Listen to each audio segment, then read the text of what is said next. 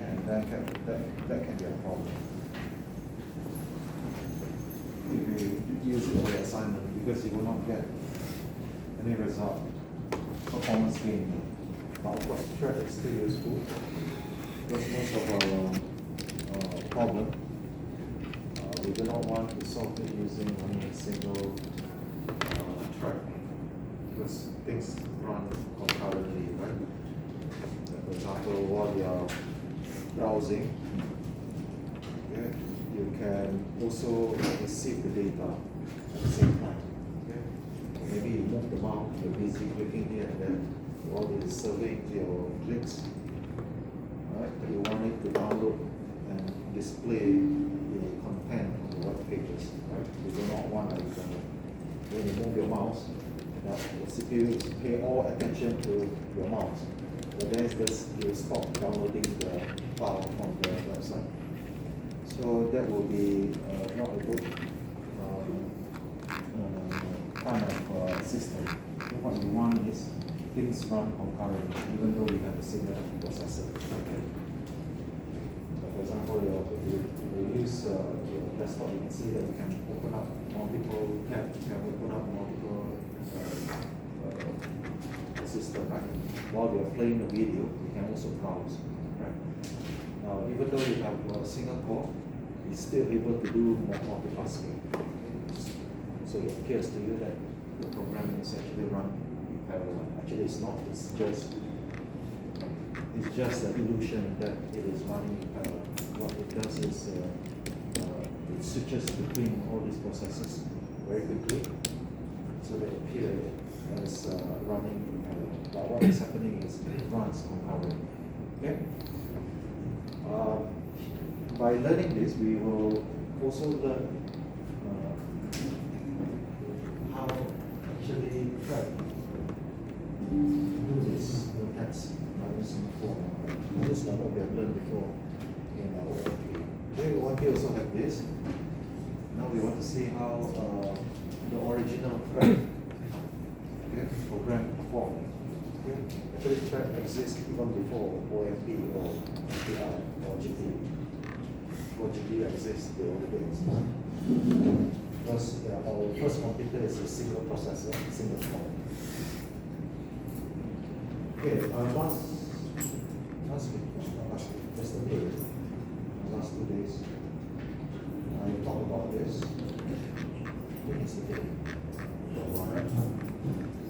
So roughly, you know how thread is created.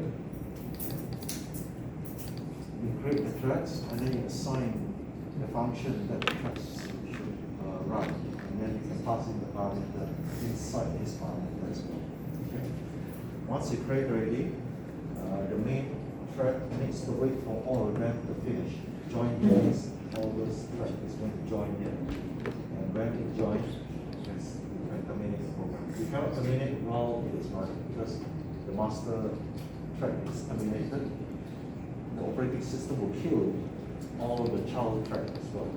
And therefore, if let's say you're doing things halfway, you will be left unfinished.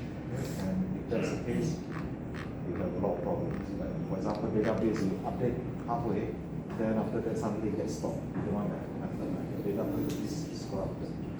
Okay? So you need to wait until the master thread needs to wait for all the threads to finish it before we continue to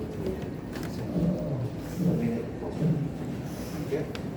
So this is the basic thing. There's nothing to do with new text there. It's just how you create the threads and how do you terminate safely. Okay. The next part is to learn about the mutex. Mutex is provided by the thread. Okay, mutex is a lockable object. You all know that. Okay, it's designed to signal when critical section of the code needs an exclusive access. That means only one thread access and prevent all the threads from entering. Okay, so it has to be synchronized in this way where only one thread can access this critical section one at a time. Okay. Okay, so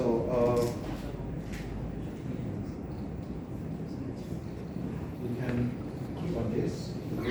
Sorry.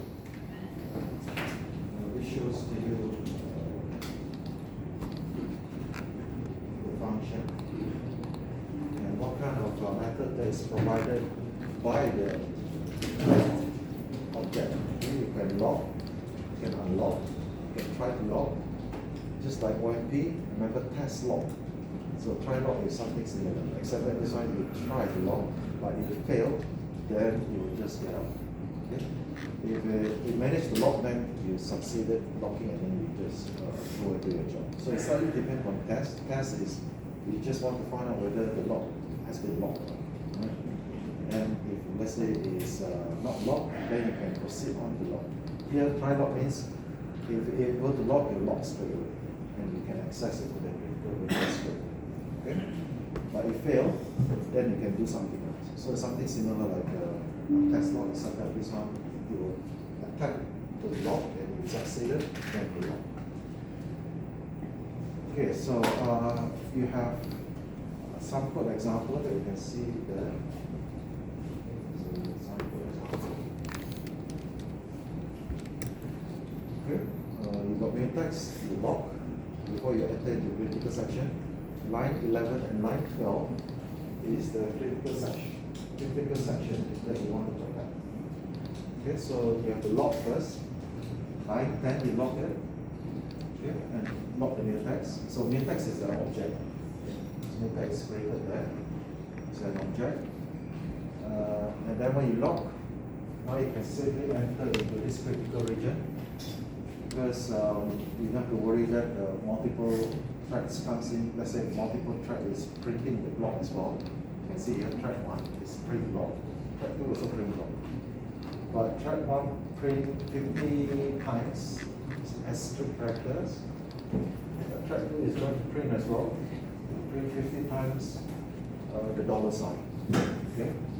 Inside here you can see use cout, right? Cout is a shared resources here. Because when you print, you want to print the whole 50 asterisk first, or the whole dollar sign first. Okay? Before you relinquish and then allow the other track to print the asterisks. Okay? So once all of them are done, you will join, and then the master thread waited here initially, but when they join, you proceed on to terminate the program. So when it succeeded to reach this point, we know that all the track has already completed, and then you can safely terminate the program. Okay? You can try to remove this. Okay, you remove it, you see that before you get printed, the whole system terminates. Or you get printed some, and then it terminates straight away. Okay? That means the track is terminated as well. That's why you don't see it print into completion. You can try this one. Okay? Maybe you can try this one, right? This is a good example. Okay, when you use thread, you have to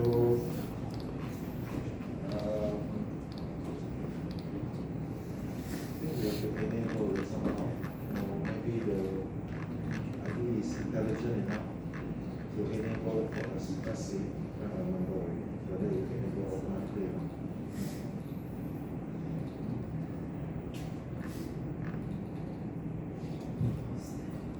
Maybe our document mentions.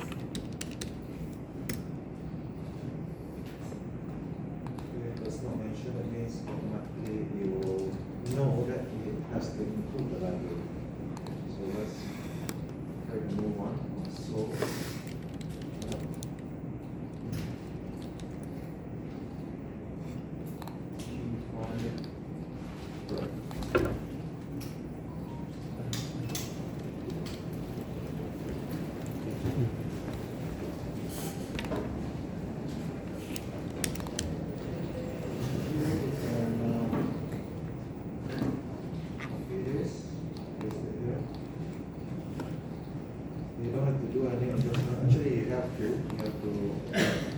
tell the compiler that use the track library, include this track library.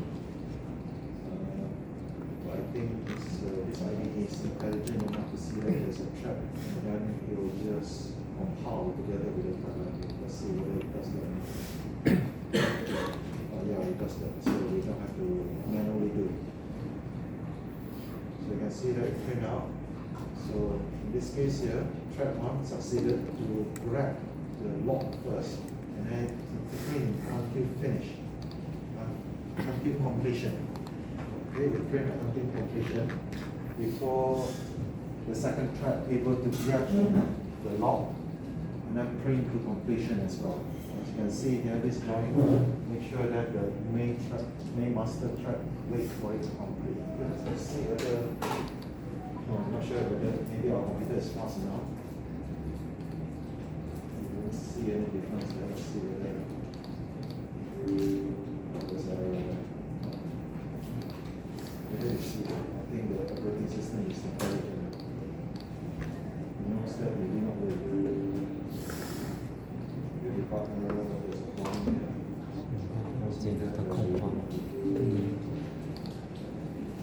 Now this one is because the ID is clever. It managed to catch and carry the call, right? But if you run standalone outside this ID, the ID will not catch it for you. If you do that, the operating system will also never tell you. You see it printed halfway, and then the whole thing terminates. In this case, I cannot demonstrate with you because the ID is intelligent.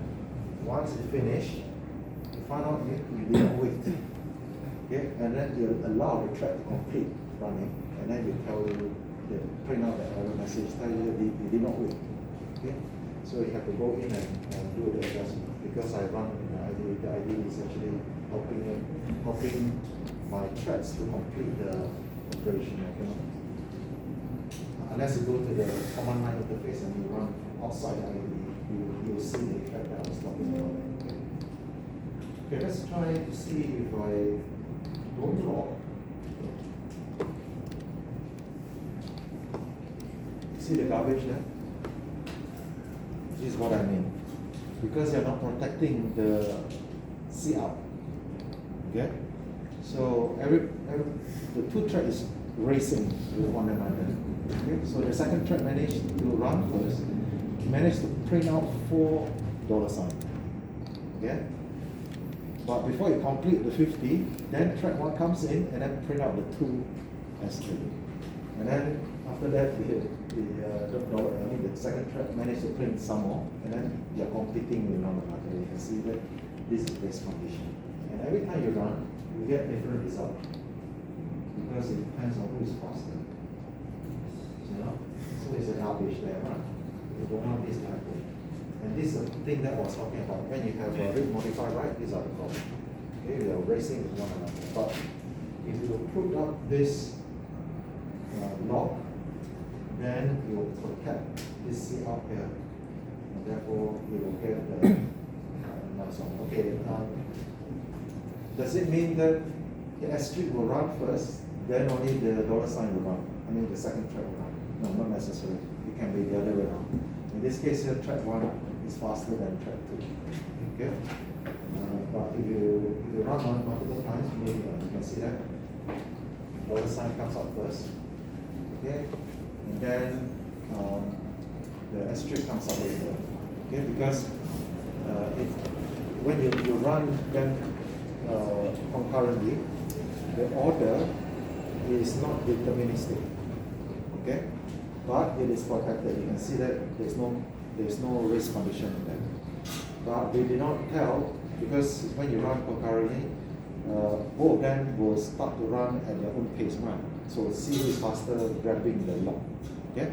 But if you want S strip to happen first, then only the $ sign, then you have to use another synchronization object in order to synchronize it. Okay, you can use a binary semaphore here.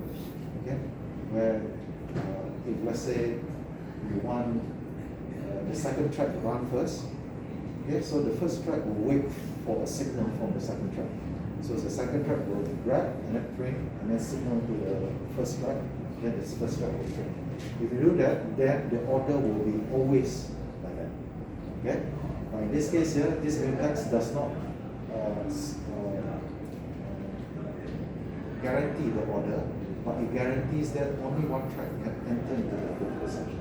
That's all that it started from this. Okay. So this is using log. That's log. It's very simple. Okay, let's have a look at the exercise here. We are using log as well, and log. We bring this. This is very good.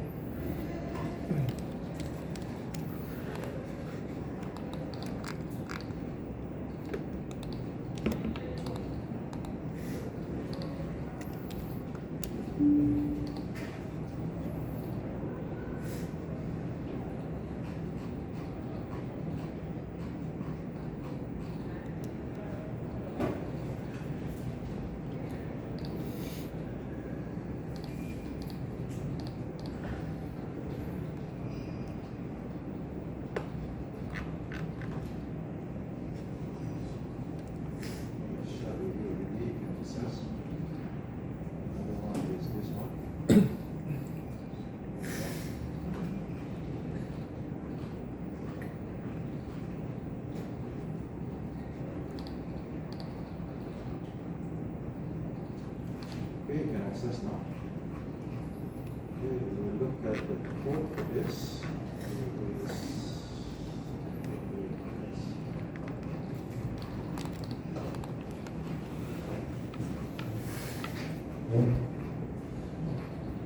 Okay, what is the code all about? Both of them are trying to count the number of even numbers in a vector. Okay? And the one that we want to protect is this non-even number of even variable. Alright? And this is the vector that we want to. This is a vector. Oh, sorry, I already combined it out here. Actually, I create. You can try this first if you want to. But here I put even a bigger number there. So insert number of the vector. I insert the number from 0 to 10,000. Okay? And also insert number into this vector, starting from 20,000 to 20,000 to. Oh, sorry, this is the length. Okay, so insert number in the vector is this function. Okay, so what I do is I get the vector. This is the vector. I pass by reference. Not pass by address. Pass by reference, so that I can use this directly, not without a pointer. I just use the one. Okay, and then I will insert. Insert this value I. Okay. And this I start from this value. We start from this value that I enter, either from 0 or 40,000. And the length here is how many numbers that we want to insert. Okay.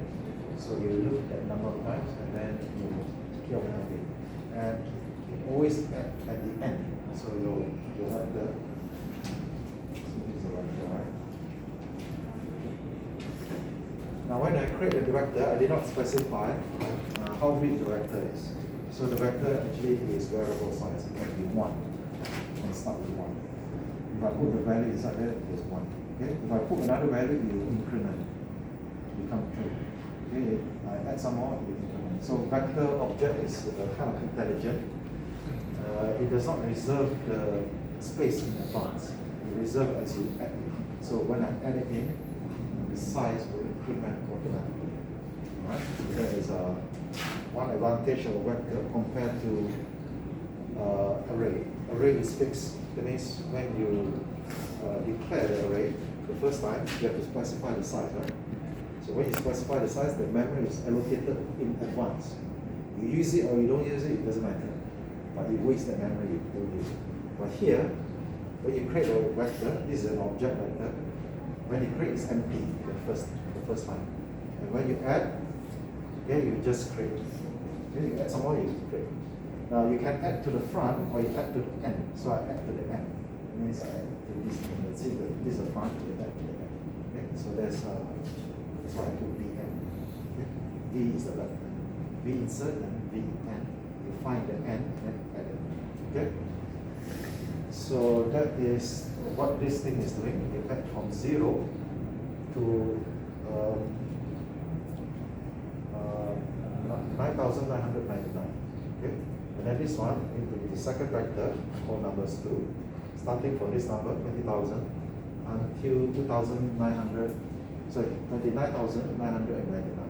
Okay? Right, so that is what is done there.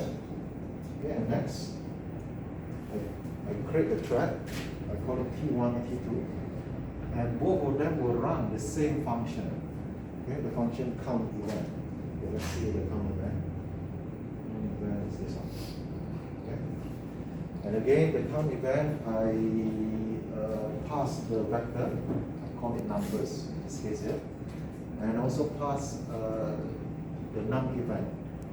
Num event is a variable where I keep the number of even number, not event, sorry. The even numbers of the number inside this vector. So what it does is it goes into this for loop, and you can see here, okay, this for loop. I'm not sure whether you learned this format before. Have you learned this format before? C++. Maybe you frequently see something like this, right?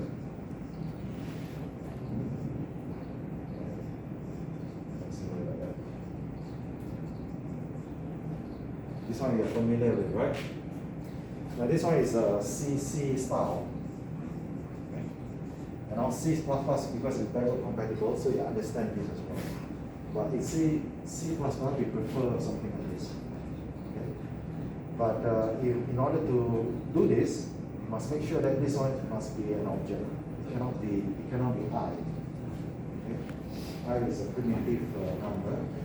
So integer is a primitive number. Double, float, and all that. These are primitive. But if you want to use this kind of style, this must be an object. Okay? And this object must understand the for loop. Okay, you have to program, you have to write this class which understands the for loop. Okay? So it must be of certain class. Okay? You have to inherit from certain class. So in this case here, what it does is this. Remember the number is a vector, and the vector actually has the size can change, right? Okay, so when you pass in these numbers into this for loop will know what is the size. Okay, because the for loop will ask the number, what is your size? It happens behind the scene. It's not shown here. It happens behind the scene. So when you drop this inside the for loop will request from the number, say, what is your size? And then the number object will tell the for loop, my size is 2. Okay? And then it will loop 3 times automatically for you. You don't have to specify the length, you don't have to increment as well, right? Because it knows that the size is 3. The first time when I grab the first one. So it asks the numbers again. The number object, you say, give me your first value. And then the number object will give the first one. Okay? And the next iteration, you ask the number again, give me the second one. So somehow the for loop actually communicate with the number, but it happens behind the scene. Okay, so that's why object orientation is quite powerful, because you can do something like this. You can make things more intelligent, the object more intelligent. You don't have to write code like this in order to do smart things, because the object itself can communicate with one another in order to get a job done. Okay, so what I'm telling you is what happens behind the scene. Right? You drop in the number, so now object will tell for loop the size, and then the for loop at every iteration will tell the numbers, give me the first, give me the second, give me the third, and so on and so forth.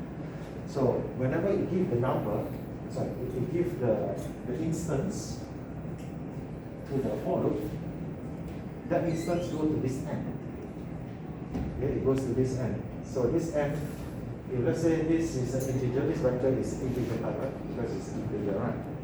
It's integer type. So this end will be integer. Okay? Now what I can do is I can put constant integer here. If I'm lazy, I just put auto. Okay, one thing good about C++ is the compiler will go and find out for you what is this n. Okay? Actually, it's not the compiler, the runtime. The runtime will go and find out for you the type of this. Because you look at this number, and then this number, it knows the type. Okay? And then this auto will automatically become the it. Okay? So if you are lazy to go and find out what is the type, just put auto. Right? So that is one advantage of C++. So this is integer, we know it because of this. So this n is going to grab this value, and then you check whether it's an even number or odd number. How do you check whether it's even or odd? Huh? Pardon? No. Okay, there are two ways to check. This is a slow way. The faster way is to look at the big number 0. Because 0 is 0, right? 1 is 1, 2 is 1, 0, 3 is 1, 1, 4 is 1, 0, 0, 5 is 1, 0, 1, right? And so on and so forth. Is that true? And if you look at the first, okay, this is the bit 0, bit. Here we look. This bit 0, this bit 1, this bit 2, right? Bit 0, bit 1, bit 2, is that right? If you look at the bit 0, this bit here. If it is even, it's 0. If it is odd, it's 1. See, 2 is 0, 3 is 1. Right? So you can actually check the bit 0. If it is a 0 or it is a 1. If it is 0, you know that it's even. If it is a 1, that means you know that it's odd. Okay? So this is a slower way of doing this. Normally we don't do that. Okay? The better way is to check the bit number. How do we check the bit number? Okay, instead of writing like that, you write like this. If and then you mask it with a 1. Okay? If it is a 0, then this is a even number. Then you num even plus plus. Okay, so you can replace this one with this condition. Okay, they give you the same result, but this one is faster. Okay, why is it faster? Because if you do modulo actually divide. Divide operation is very slow. Okay, when they divide by 2. Let's see here. Why it produce the same result? Let's say you get 5. Okay, 5. You divide by 2, what do you get? 5 divided by 2. 2.5. 2 plus 1 over 2. Okay? So the modulo here actually grab this remainder. Right. This is the quotient, this is the remainder, right? So actually you are looking at the remainder.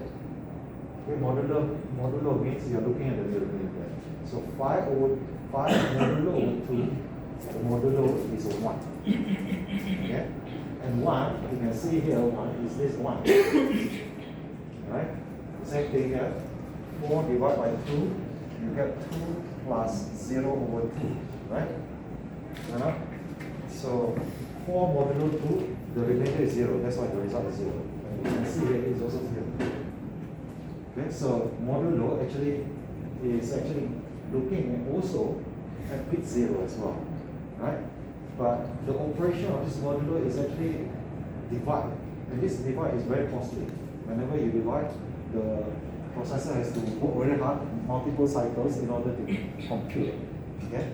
So this process is very slow. So normally we write like this. Okay? But nowadays our compiler is intelligent. In the past, the compiler is not as intelligent as this. You will write like this, you do this, exactly this, which perform this slow process. So in the past, when I was younger at the time, we always not advised to write like this, always advised to write like this. Okay? But nowadays our compiler is intelligent. Whenever you see this, okay, it knows that this is equivalent to this. It will convert for you. Behind the scene, it will convert to become this. Okay, so it becomes fast also. Okay, because our compiler is intelligent on this, but it has certain limit. Okay, it doesn't have AI, but with the AI it can do much better. But at the moment, our compiler does not have AI. But it managed to identify this kind of situation where you can try to find the alternative which is faster. So you can write like this, and the compiler is still able to optimize this. Okay, so you don't have to worry now about this. But if you are using old compiler, like what we did last time, we always get advice not to do that, but to do this. Okay?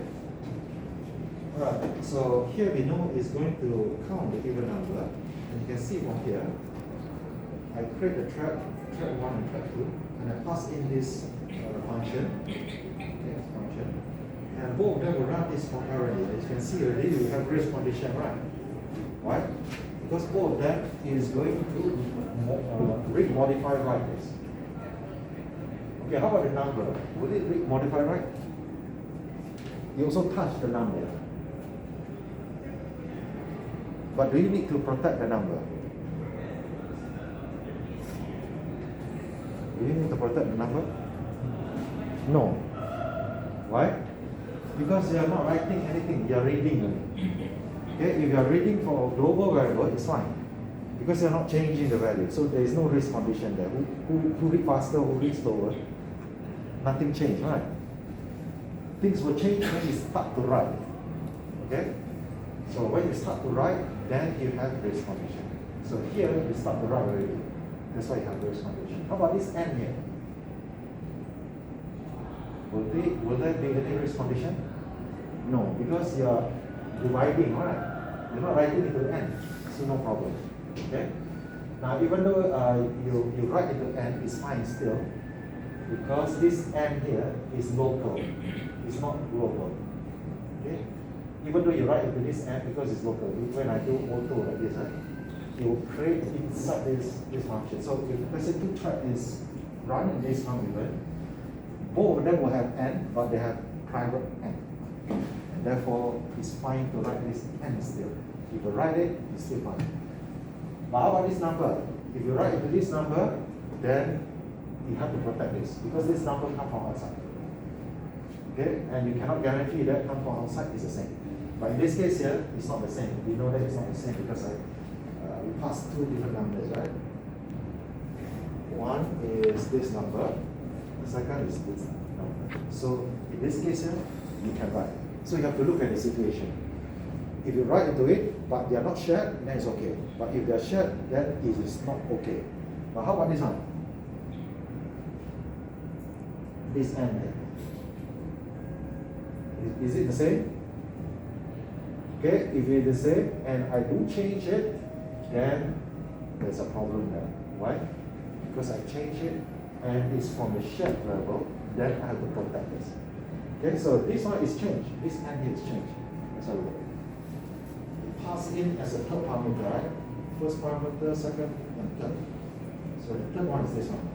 The n is the down here. And I touch here. I write. That's why I need to protect this. Is that clear? So why do I need to identify which variable that is need to protect and which variable need not to be protected? The reason is because if you go and protect all of them, you say, okay, I don't care because I want to be safe. I protect one. If you protect all, your lock will be up here and unlocked down here. Now you have problems. Because when you lock like that, that means nobody else can use it. Okay, you have to wait until the thread finishes, then only some other thread. Okay, so you are actually making other threads. You give difficulty to other threads to proceed. Okay, in this case here, we know that this is not needed to be protected. This one also not needed.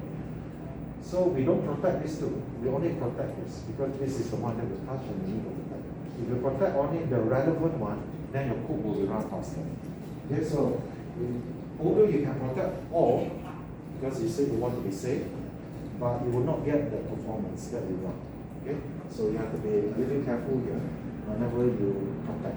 Okay? Okay, so let's copy this and try. Now this code here, there's no protection yet because you don't see lock and unlock, right? And I told you this one no need to worry. This one no need to worry. You have to worry about this one. Okay? So you need to ensure that you're able to allow only one thread enter to do this operation, and this will be the critical section. Okay? So let's copy this into our code and then we'll try to change it. Okay, I'll give you a few minutes to do that. Okay, let's do it. Let's do it here. Okay, both of them will have name, right? Okay, let's move this one up.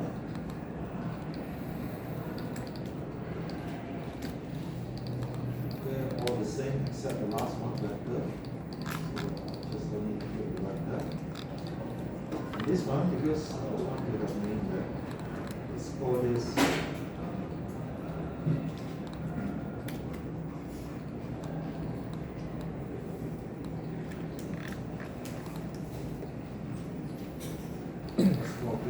printing tasks.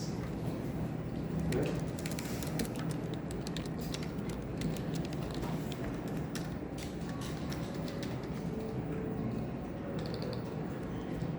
And here is the code where I put a name and it's going to call printing tasks.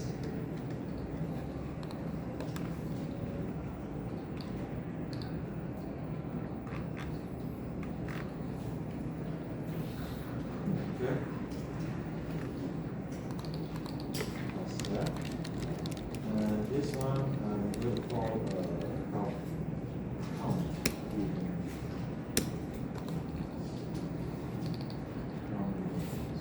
Okay. Right. How many numbers? What we return? Okay, I want to return 10. So that the main function can receive the number.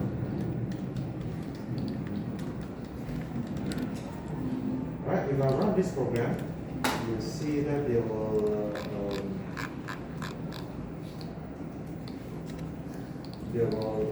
have race condition, and whenever we print out this number will be done. We have garbage, but it will be some number which is not correct number. And every time you run, this number is wrong. Most of the time it's wrong. And it's different every time you run because I did not protect the critical region, which is this one. Okay? So you write the code to do this. And we have a mutex here. The mutex is called increment. Okay? And we refer to the top here. How to describe how it is done, how to lock, how to unlock. And then figure out where to put it, okay, and run the program, and the program should give you always the correct answer.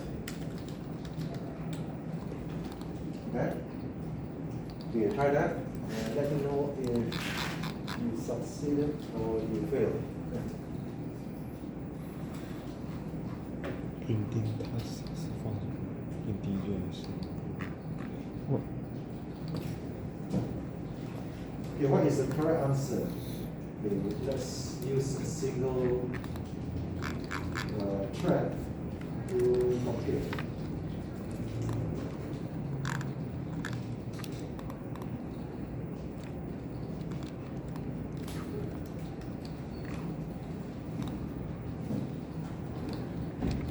Single here means single core, a single thread. And how do we compute this? Does it return anything? No, it doesn't return anything. So what I need to do is just that. Okay, pass the reference and pass it on. And this one pass the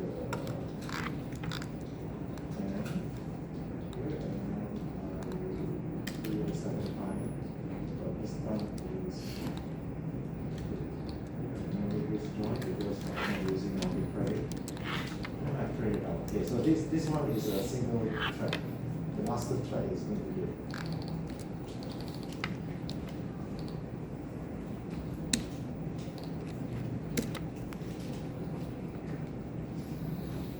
okay, so let's see what is the answer.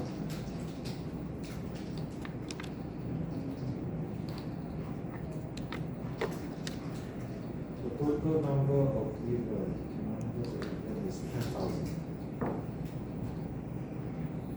Is it correct? I think it's correct, right? Why? Because from 0 to 10,000, there are 5,000 there, right? Which is even. How about this one? Starting from this, you got 10,000 also, right? And the even number is also half of this, so it's 5,000. 5,000 plus 5,000 is 10,000, which is correct, 10,000. So here I calculate using this, and take note here, I don't use thread here. Okay? I call the count even straight away. Okay, so the program will call this function one by one. What is it called? And then you calculate the even number. The even number will be in the end. Okay, and when I call the second time, it will be in the end as well. Okay, why I can just put n just like that, and this number is changed. The reason is because I pass by reference. I don't pass by value, I pass by reference. Pass by reference, you see this. You see this ampersand there. The ampersand means pass by reference. So I pass by reference the object numbers, which is the vector, and I also pass by reference the non-event. Okay? C cannot do that because C does not have pass by reference. It can pass by value or pass by address. Okay? This one I pass by reference. So pass by reference, I can change the value here, and the value that I pass, the variable that passes is going to change its value so according to what is changed here. Okay? So this is the final answer. That answer is 10,000, is what you see here. So you're going to run this, okay, and it should produce 10,000 as well. If you don't get that, that means there's race condition. You can see that the value is different, right? Different because race condition. Okay? Because they try to override one another. Okay? You can see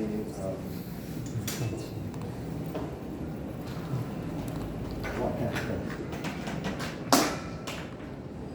Okay, let's say for example, P0 and P1.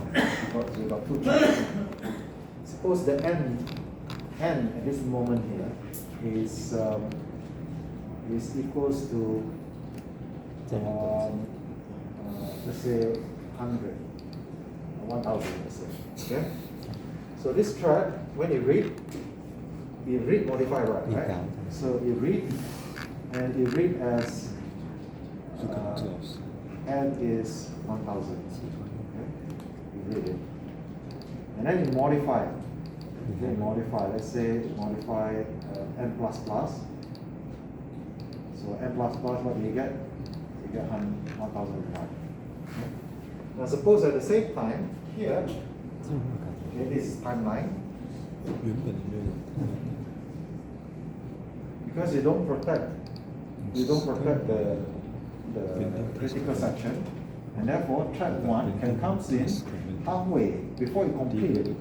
This is read modify but haven't write it. And here what it does is you also read. You read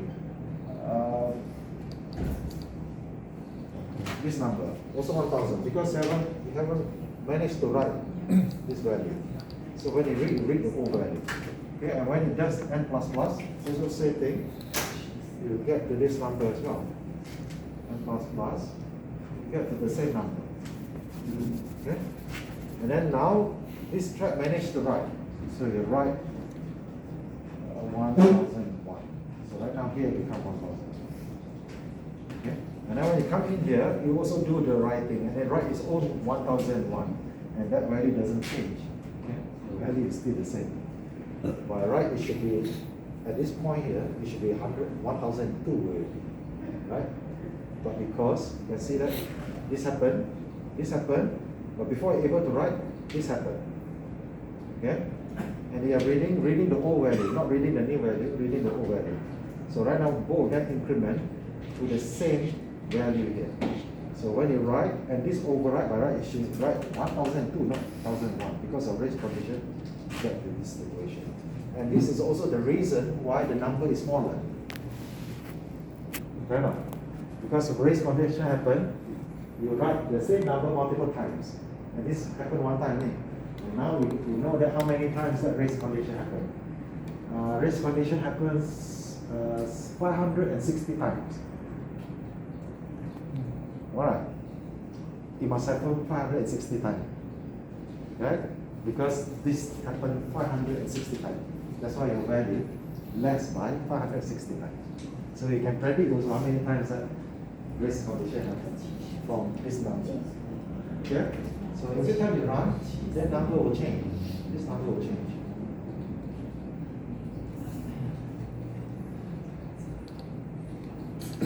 Okay, this one you're lucky. Okay, there's no, everybody is doing his job and there's no risk condition like this. So, but this one is very rare.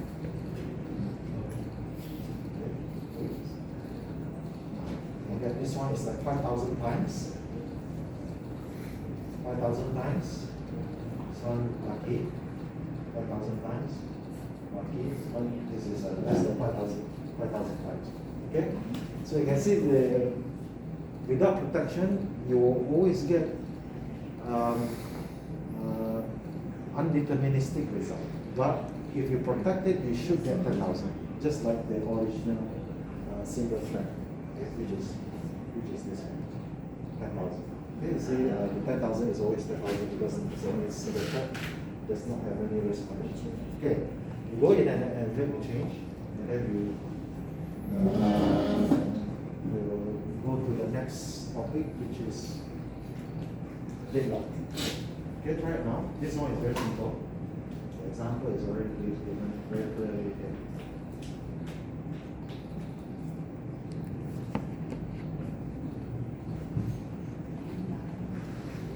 Okay, it tells you what to do here. Increment lock, increment lock. Okay.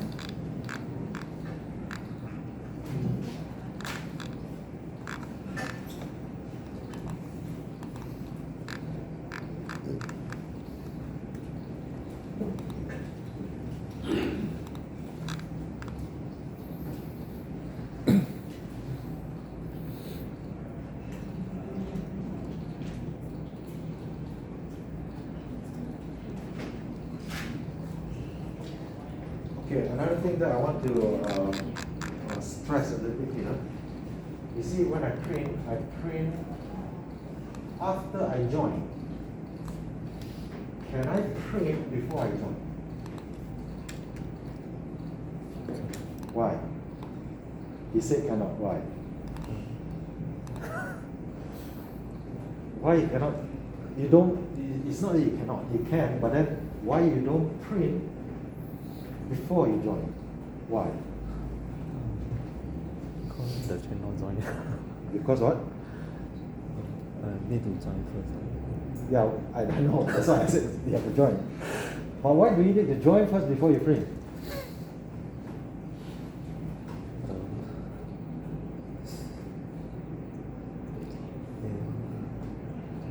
Why do you need to join first before you print? Okay, why I ask you this question? Because now the code is written, right? But if let's say you write yourself, you might put this printing somewhere else before maybe. Okay? Now you have to be careful. If you put this on before, and even though you protect the count even, you manage to protect this the variable, this non-even.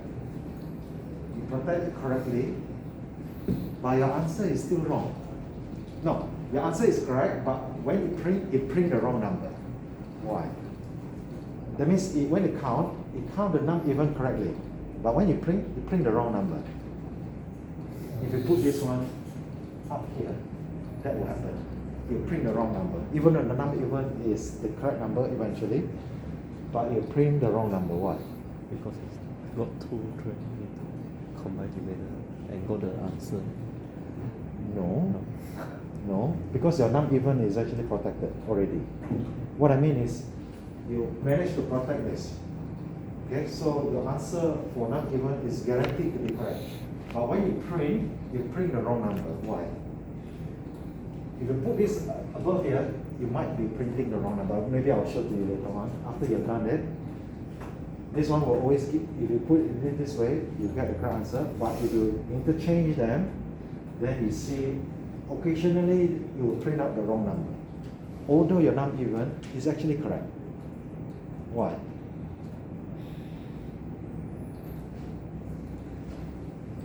Remember, the join means the master will have to wait for T1 to finish and T2 to finish. If I put before and I print before T1 finish and T2 finish, what will happen? I'm reading this number which is not the completed value yet, because the thread is still updating it. And I'm reading the data which is incomplete data. Okay, it's still counting, and the master is very fast because master is not doing the counting, right? So it's going to run very fast, right? So you print out the value where the value is not completed yet, and your value is wrong. Okay, the printed value is wrong, but eventually when the program terminated, all of them will, the number will actually have the correct value finally. Okay? Maybe you do it first, and then I'll demonstrate to you. If you put before and you put after, there's a difference there. Okay? Okay, you complete this one first, and then I explain to you. Using example. Try it first. Okay, the code is given. What you need to do is modify this.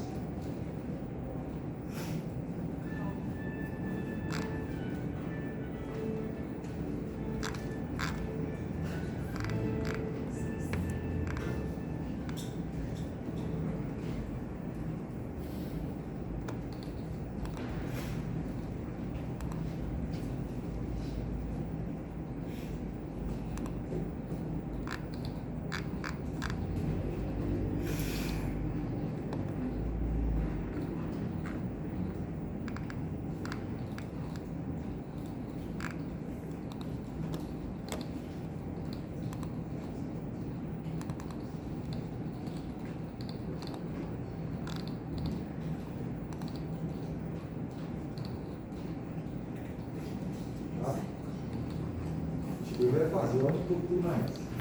Oh, sorry, just copy and paste. Alright.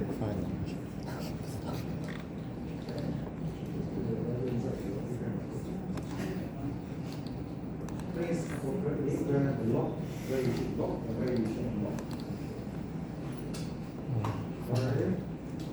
Oh, what are you doing? You put the what? Put ready. Have it.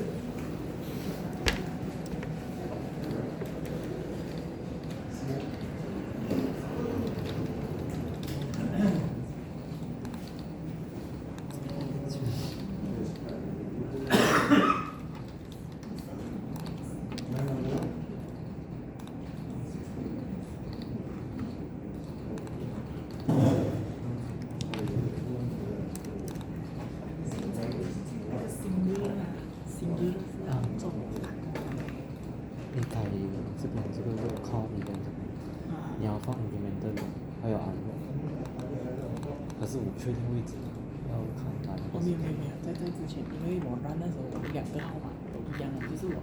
你这个这个两个我一样的，我没有，这2个是一样的。你如果你要烂螺丝，要烂螺丝。是没有放过，我给你看。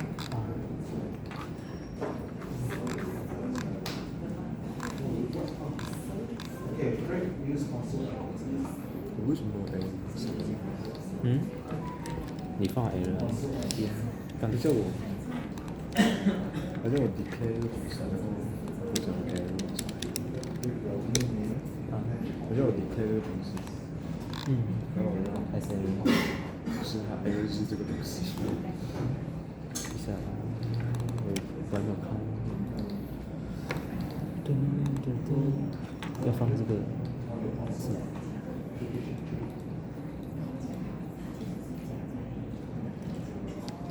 可是这个是放在你放哪里？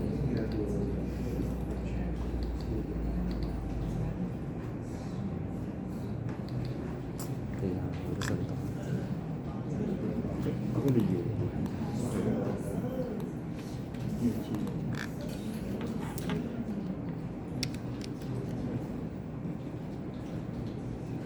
有立线的，可是它还是follow外面，follow 里面。我放在外面。应该是吧。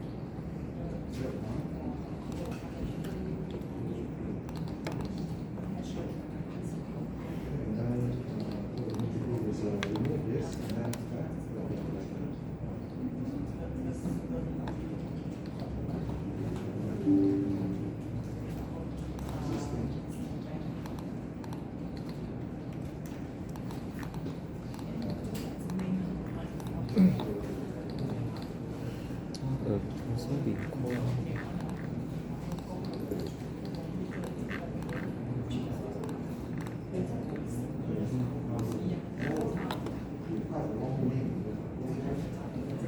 老师要的答案是什么？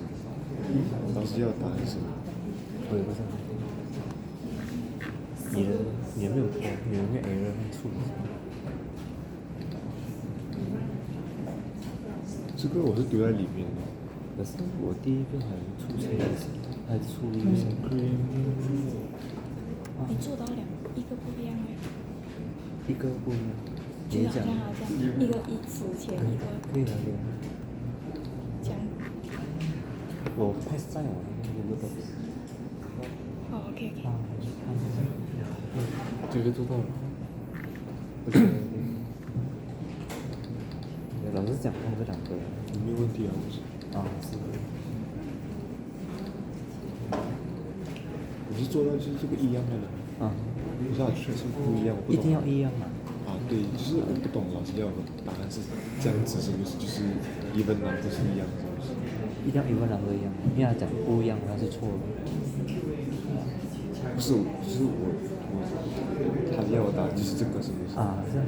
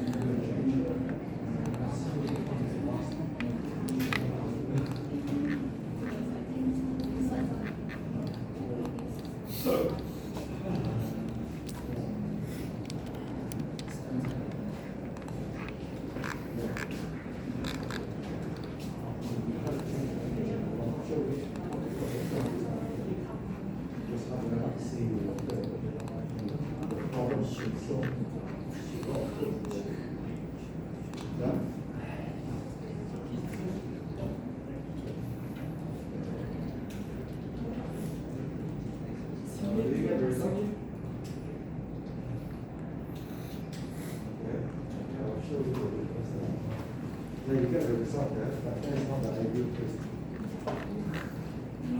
That's not an answer to you.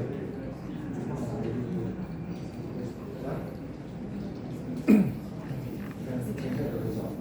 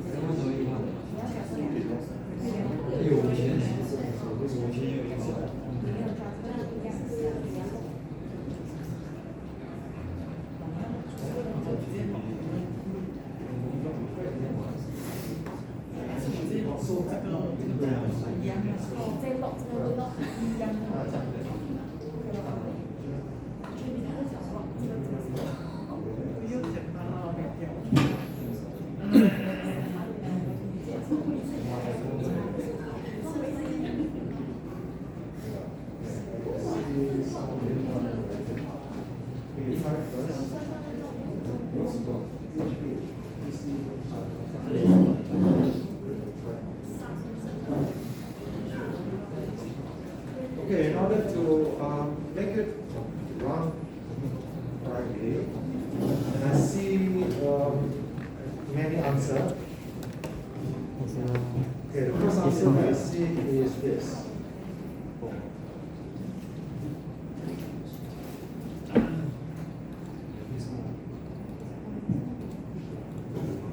I see this.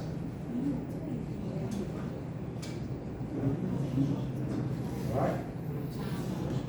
And if you run, you get the correct answer. Okay?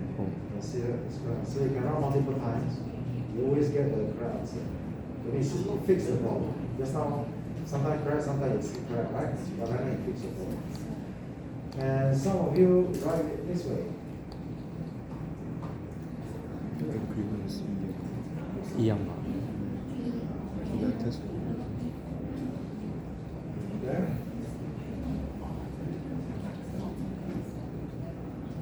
And it also give you the correct answer.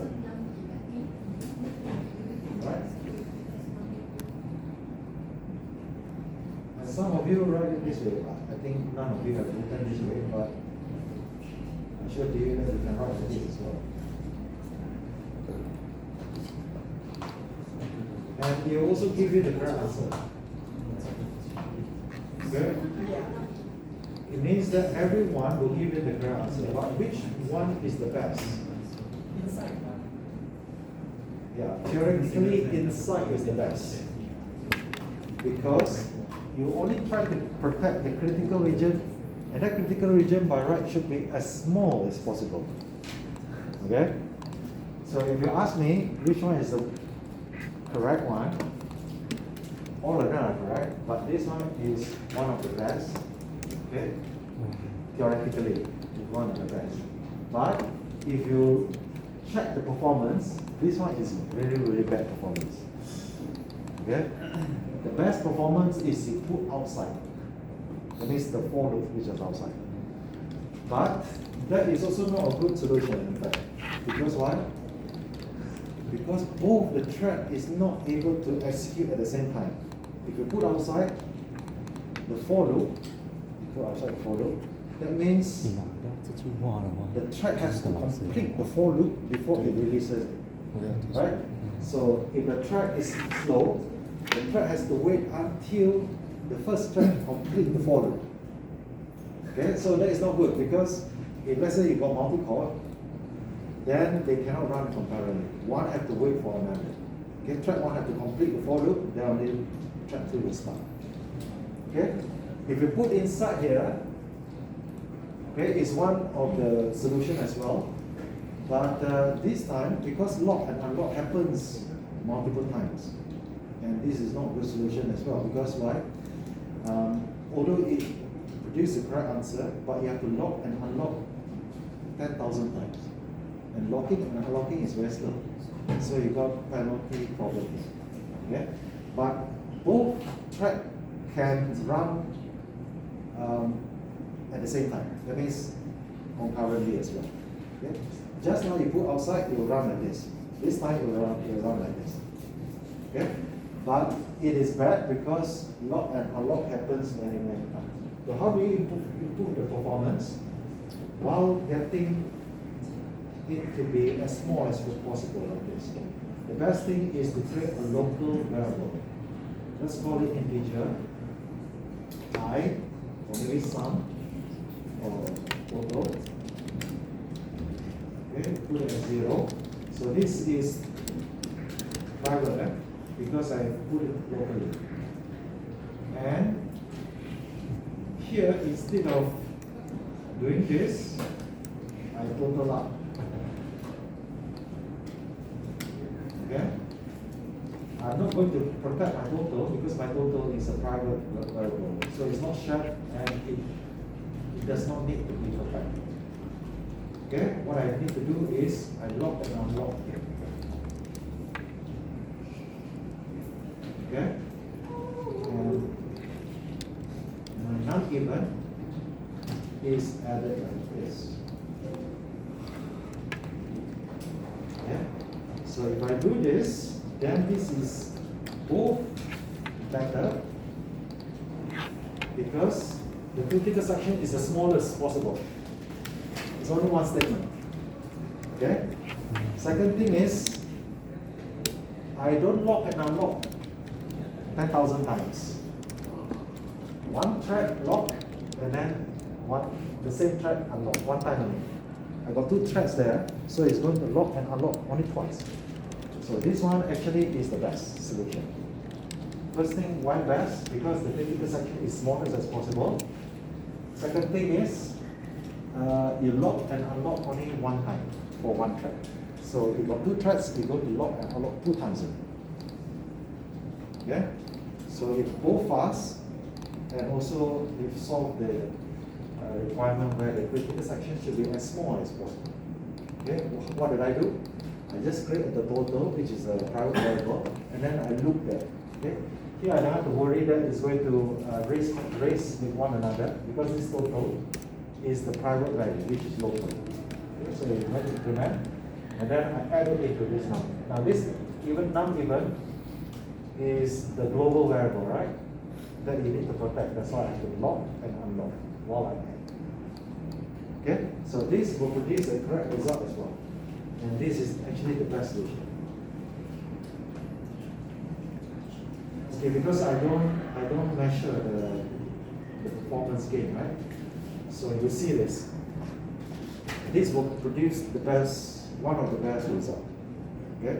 And in fact is almost as good as you put this lock and unlock outside the for loop. Okay? Now once you put inside the for loop here, then the performance is going to be degraded. Right? You produce the same result, but the performance will slow down dramatically. Okay? Now in order to fix that, this is the way you do it. Okay? You get the answer. Okay, so right now you already learned how to do that. Let's move on to learn a little bit about lockup.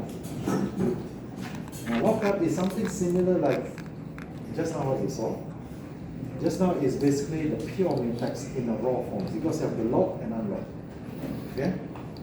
Now, what happens if, let's say, you make a mistake? You can make a mistake. The mistake is very hard to see. Let me show you what can happen. Suppose I don't use this technique. I go back to the original code. And this is this. Okay.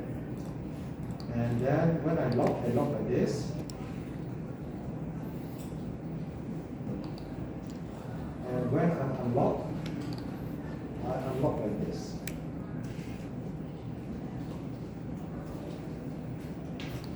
What's going to happen here?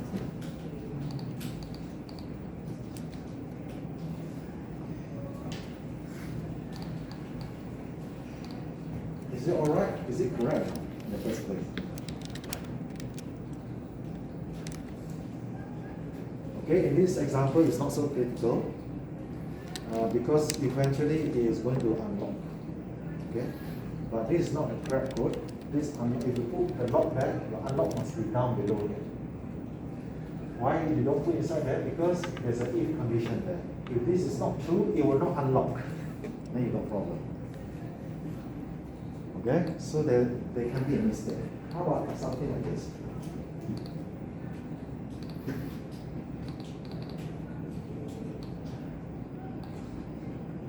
You mistaken because you count that brace 1, 2, by right it should be here, but you mistakenly put it here.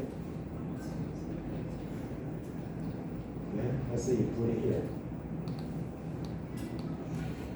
Okay, mistake can happen, right? You put like that. Okay, you will think that unlock is correct because it's aligned, right? But actually this one is not, this one is inside here, right? Okay?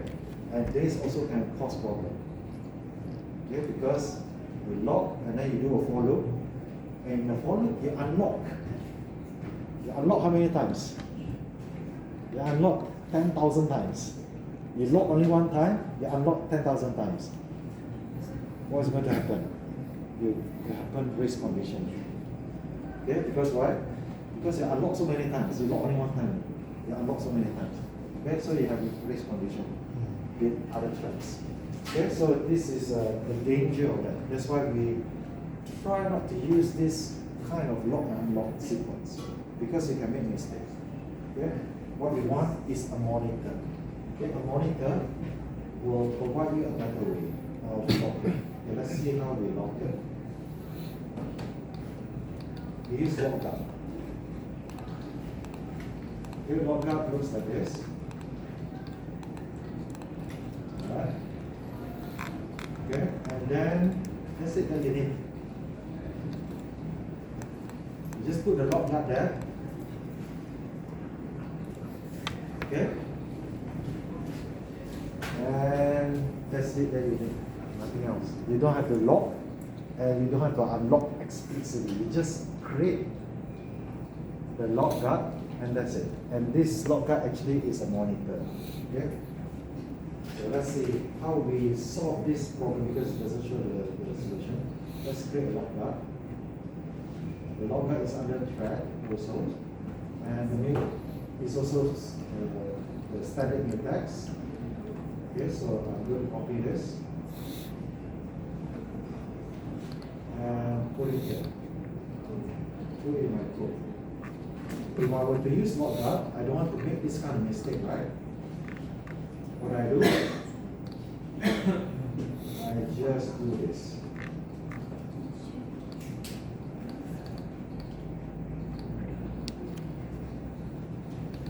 Just like that. Okay? So what does it lock? What is it guarding? Lock guard means it guards something. It guards this whole block there, starting from here. Okay? So when you enter, when you declare this is actually declaring this lock. This name is actually pointless. You can give any name, but you're not going to use this name, right? But what is important here is the mutex. Oh, sorry, I used increment there, so I need to change that increment. This one is the mutex.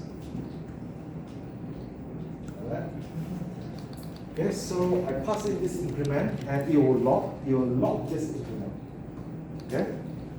You start to lock, starting from this one. You start to lock. Okay, so I can touch this non-event already. Okay, take note, right? You cannot put it like this, right? You cannot put after. That means you cannot do like this. You cannot move this one up, because if you move this one up, then it's wrong. Why? Because you touch the non-event first before you lock. Okay? So you have to put this before, then only it's correct. You have to lock first. You have to initiate the lock guard first. Okay, initiate the lock guard, and then you start to lock, but you don't see that I release it. It's fine. Why? Because it locked. Because it's monitored, it locked this whole block here. So meaning that when you come out from this block, come out from this whole block, you will unlock first. Okay, so we don't have to worry about lock and unlock. And we don't have to worry that it will not unlock. Because when you get up from the code block, it will unlock automatically for you. Okay, so this one will make less mistake.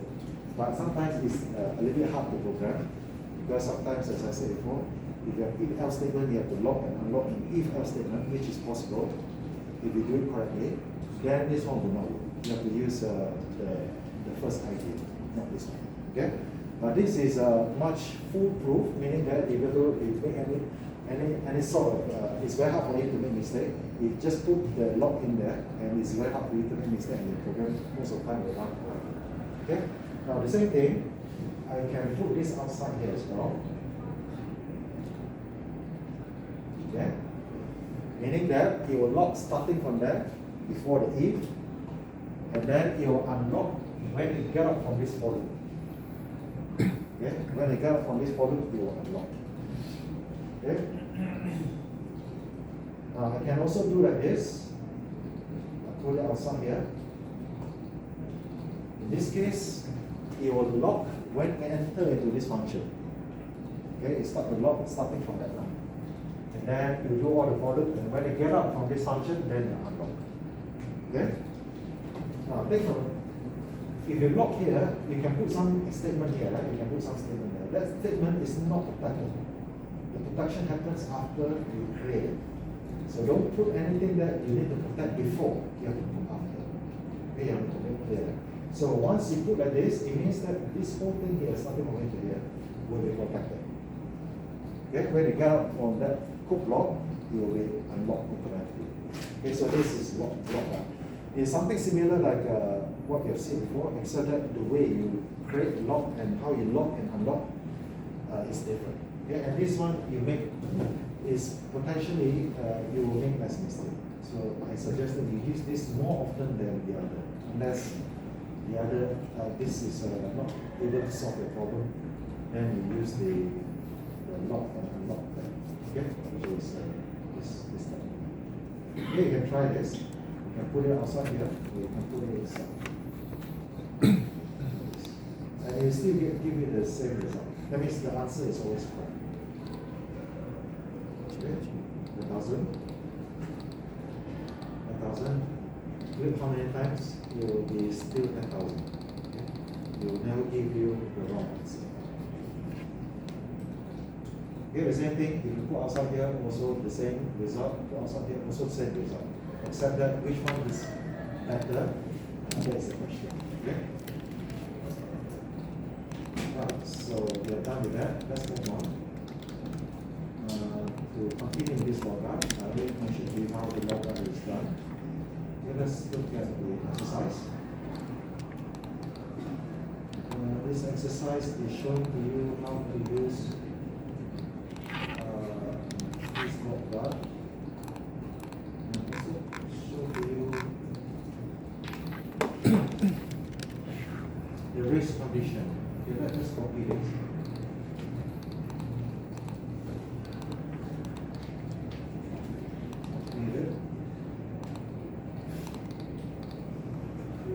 Here. Okay, I'll change this name here because I have two names there. Let's call this data. Example. Let's call this data example.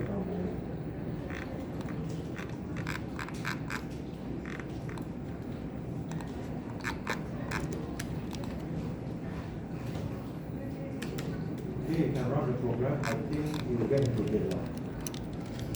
Sometimes, if you are unlucky, you get into deadlock. If you are lucky, then you will know that you will be no deadlock. That's right. I do all tests for my back, making approaches and making excellent approaches for your back. X. Okay, I ran out deadlock already. Just now I was lucky. No deadlock. Now deadlock. Okay, this kind of deadlock, as I said before, deadlock is the worst case of all that we don't want to experience.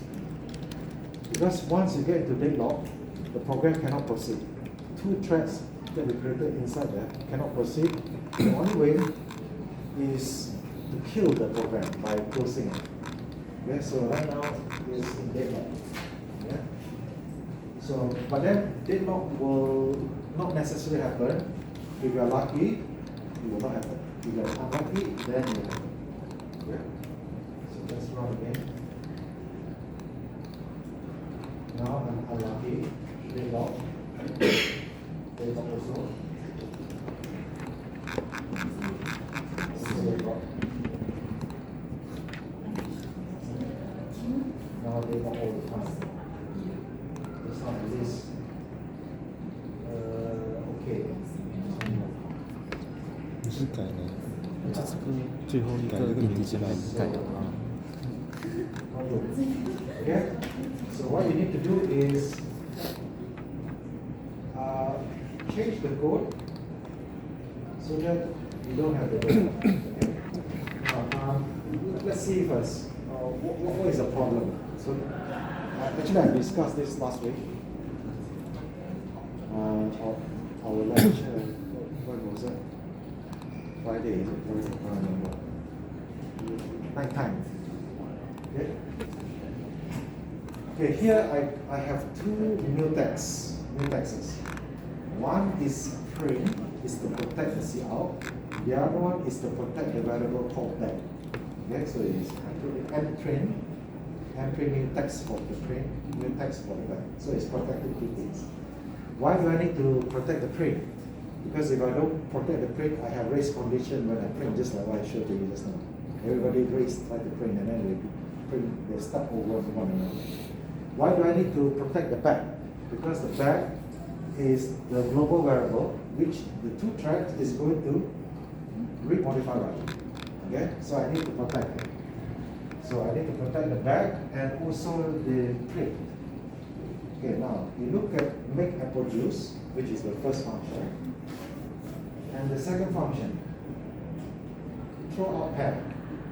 Okay, and I create two threads. One is to run apple juice. The other one, the other thread is going to throw out the pair. And you see, they both share the back. So this back needs to be protected. What else that I need to protect? Inside the throw out pair, I print. And inside this make apple juice, I also print. Now when print, you will face race condition because both of them can print at the same time. Right? So you need to protect both. So it's quite straightforward that I have to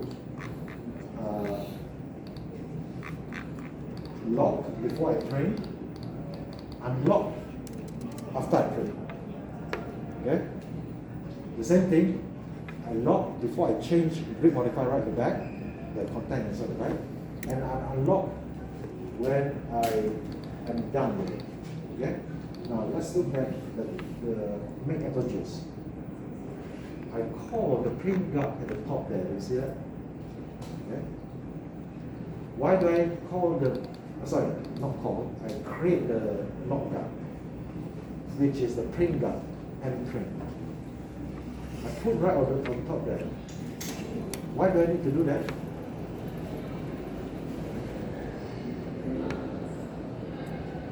Because I mentioned to you this make apple juice will print, right? And it print just after I make the lock guard. And therefore it's correct. I should put before, right? So is that the correct place to put? Probably, right? It's the best place to put that.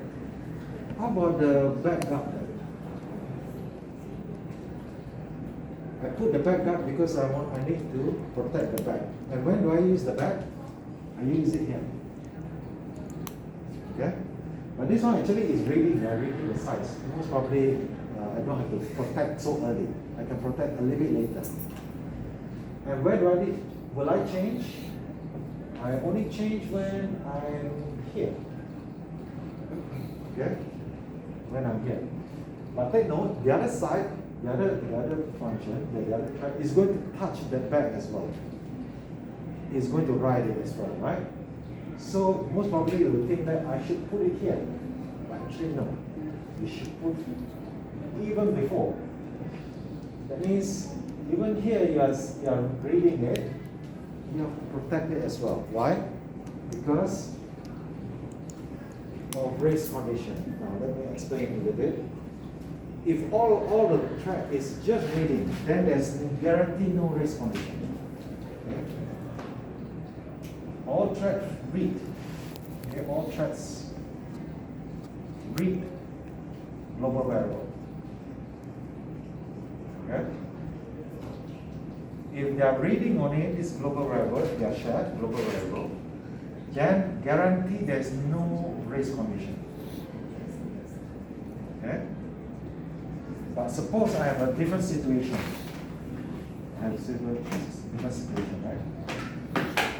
I got n threads, but n minus 1 threads read global variable. Okay? You read the global variables. Okay, you read n minus 1, but one thread is writing. Read and write. Write and read. But you will write it. In this kind of situation, you will have race condition. Okay? Which means this. If all of them read only the global variable, guarantee no race condition because the value will never change.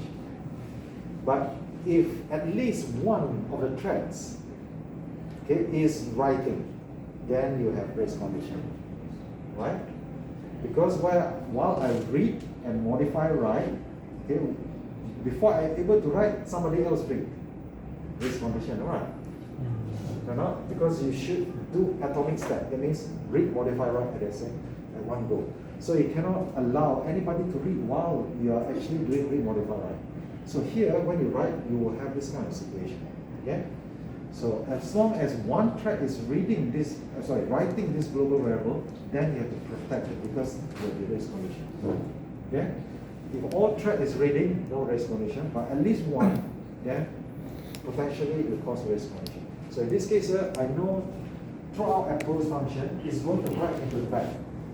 That means I cannot delay too long. I cannot put my lock here. I have to lock even before I touch it. Okay, so I need to lock before. So I put back guard there. Is it okay? Looks quite correct, right? For this situation. Is it correct? Because immediately after, I will use that back. Actually, the best place is to put it here, in between there. Right? But it's fine to put it just before you declare the apples. Okay? So meaning that position is good. Alright? And it will lock until this function finishes. That means you get up from this function, then you unlock both of them. Okay? Now let's have a look at the second part. Let's see whether the way they put the lock is correct. Okay, here it will write as well, right? And also you read. Is it correct? You write and also you read. And we know that the other side also can possibly write. So even though I'm reading here, I need to protect it as well. Because at least one is writing, there possibly be a race condition. Even though I read, I have to protect it as well. Right? So I have to protect before I read. Okay, so it looks quite fine. Put there. How about printing this? I put it here, is it okay? Put that. Also quite a good place to put it, right? Just before I print, I put this. I can put it up there, but this is probably the best place, right? Right not? Okay, so this code looks fine. But when I run, I get into race condition. Why?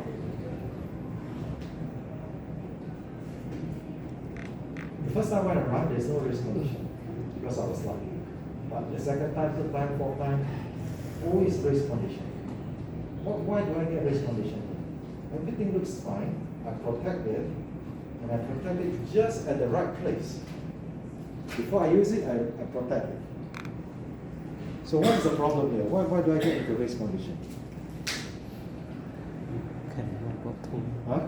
The loga cannot be two more because maybe Pardon? cannot two more loga for each. Why you cannot use two? You can, right? One mutex is to protect one of the resource. So I've got two resources to protect. One is the back, so I use the mutex back to protect. And for printing, I use mprint to protect. So mprint is actually a mutex to protect the CR. I can use two, right? Two to protect two. But why do I get into deadlock? Remember in the lecture, how I showed you an example showing that you can get into deadlock. Remember? And how did I get into deadlock? You have to remember that because I think that one will come in the exam, if I'm not mistaken. Something similar to that. Why you get into deadlock? Why?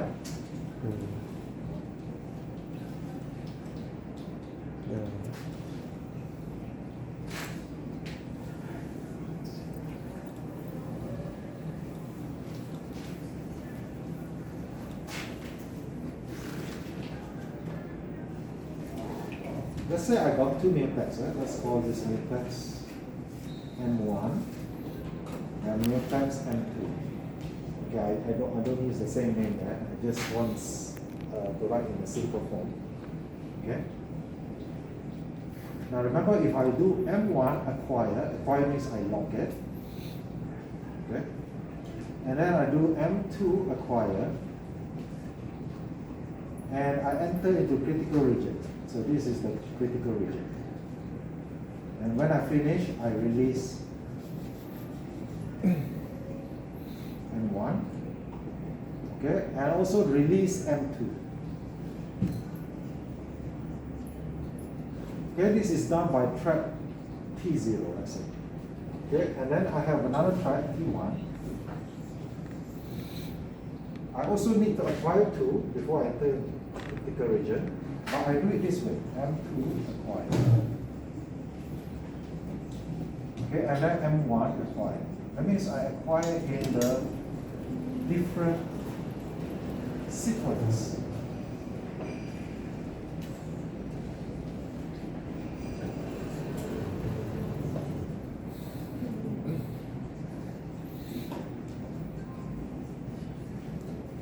Is it different sequence? M1, M2, M2, M1. Okay, imagine that. 2 tracks come together and they manage to acquire M1 and M2 respectively. So M1 is taken, M2 is also taken. And then when they reach here, these were locked. Why? Because acquired by this, they locked. And this will block as well, because it has been acquired before. Now they lock.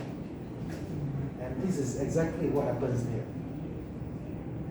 Okay, look at the order. Log guard, M print first, then embed. Okay, M print first, embed. Let's look at the flow of that. Embed first, M print. So it can happen. But if let's say lucky, the first time when I run, I was lucky. Why? Because the thread run at different pace. This thread run very fast. You acquire. Okay. So this one come in, it get blocked, but this one get passed, and you do the critical region, you do everything, and you release, and this one will pass, and then no problem. The problem happen if they are equally fast and they grab their respective. That means they will hold onto this mutex respectively, and both of them require each other's mutex. Then they'll get into this one. Okay, and that is what happened in our case. Now, how do you fix this? The order. Yeah, so how do you change? Yeah, give me a suggestion, how do you change? You want to change this one or you want to change this one? Huh? Either one. Okay, so you choose. You tell me which one first. Okay, let's choose this throughout pair. Okay, we wanted to make it in order. So how do I do it? Okay, the pin guard move before. I move this one to that. Or do I change it? I put this one there, that one put down there. Yeah, I give you one suggestion, and you tell me whether it's a good idea or not. I take this one, I interchange it. I don't want to put that one there, I remove it. I move it down here. The same thing, this one, I don't want to put it there, I put it here. Is it a good idea? I interchange the place. Now it's in order, right? Up there also, and print first, then embed. But I do it this way. Is it a good idea? Why? It not protect the back. What? The back are not protected. Yeah, the back is not protected. You see the back? It's up there. You use it first. So you have to be careful. You put in order, but you have to check first. When do you use that mutex? Okay? So where is the best place to put that back guard? Or just put the pin guard. Just before you use the back, right? So it must be up here. It cannot be here. It must be up here. Is it correct? Now how about this one? Should it be there? Should it be there? Or should it be up below? We know that guard back guard needs to be there because we use the back here. It cannot be nowhere else. How about the print guard? Should it be there or you should put it down? That is the best place, right? Why? Because if I put like this, then it's in order with the top. If I put it down, then it's not in order anymore. Then you get into deadlock. So you got two problems here. You have to satisfy both. First, it must be in order. Second, you must make sure that you are guarding at the right place. You have to make sure that. So that is the best place to put. If you want to change this, then this is the best place to put. Is that clear? Right? So if you run, you see that this time, there will be no deadlock. You run how many times, there will be no deadlock. You will run correctly. Okay? Now, let's do another exercise. I want to not change this. I want to change this order. That means MBAT has to happen first, MPrint later. Okay, how do you change?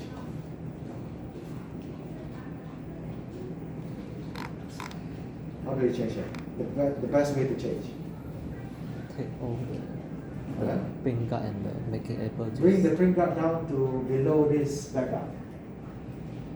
Is it? Oh, You mean take the print guard and put down below it, is it? Take this one and put down below here. Then in order this time. Because back guard first, and back first, then only and print. Is it? Is it a good solution? but no. What? The make it able just need to move. No, why? Yeah, because you print there, you're not protecting that print.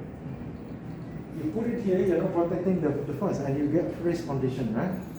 That means this one cannot be moved down. It has to be up there. Okay? So if you want to move this down, it must be just there.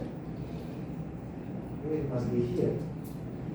Now, because it has to be there, now it's not in order. So where should I put this one? The best place to put this.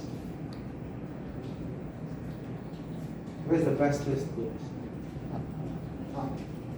Before the print guard or after the print guard? Before. Yes, it must be before so that it satisfies the sequence. Alright? And it also protect this order down below, yes, but it is protecting before. Okay, so it satisfies both. So you have to look at this situation. Whenever the exam come out this kind of question, you have to know where to put it. Alright? Of course, this one is using monitor. If you use monitor, it's like this. If you use the mail text lock and unlock, you have to do it in sequence like this as well. Okay? So you have to make sure that they are in order and you have to put them more or less the correct place. Okay, so if you do this, this one will also solve the race condition plus the deadlock. Okay, so you will not deadlock at all. And it solves the race condition as well. Okay, it solves the race condition because you can see that when you print, it does not print garbage because M pair also print, and pro pair print. Make apple juice is also print. You can see that it print without race condition there, right? And the back, I'm not sure, the back I think, you have to look at the code. I think it's correct because you have to throw out all the pairs from the back, right? So you have the X there. Now if there's a race condition, this it will not be all X, it will be some other value.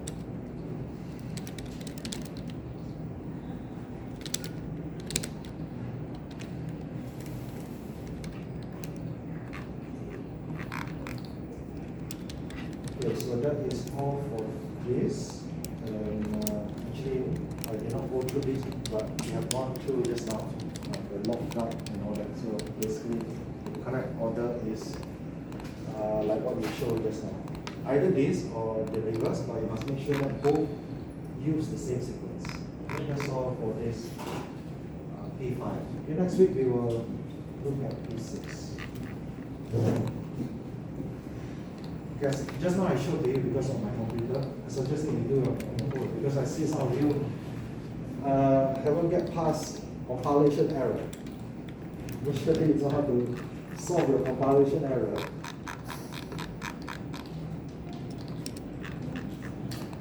Because if you don't solve that, then it's very hard for you to complete the assignment. Those manage to get it to work. Just like our compilation error. 其实下面换的位置，那只要换其中一边就好。就是只要它的习惯是一样的形式。就两个人顺序是一样。Manage to get it to 这 work. 样其实它如果它 print 哪个先不重要，是不是？是不重要的。然后有时候先 print making and just 因为它会它有那个 less condition，只是我们 lock 它，我们有顺序对的话才不会 dead lock。所以这只是要解决这两个地方。跟它那个是不一样。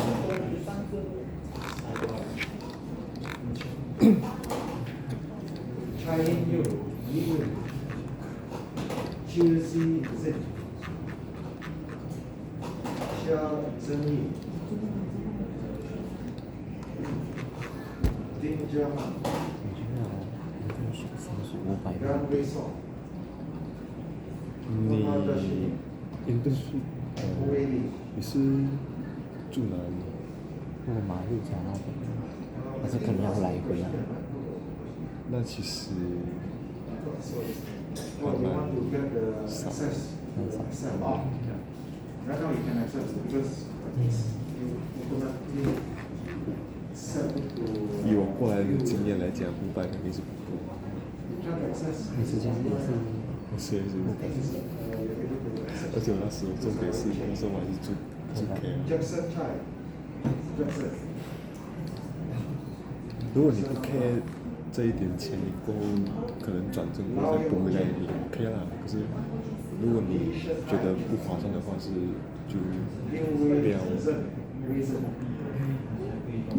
Reason.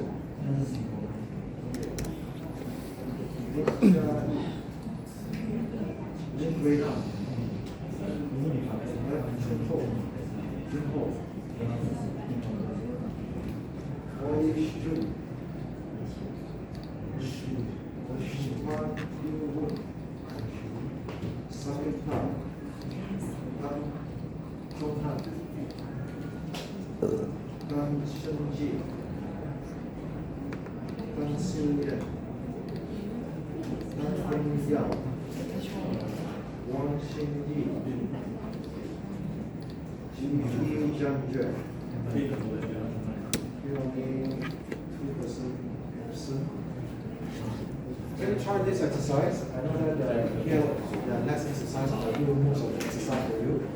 But you have to try more because when you see me doing it, it looks simple. Then you try it and experience it. If you have problem, you can ask me. Right? You can go now. The next week we will do P6. Okay?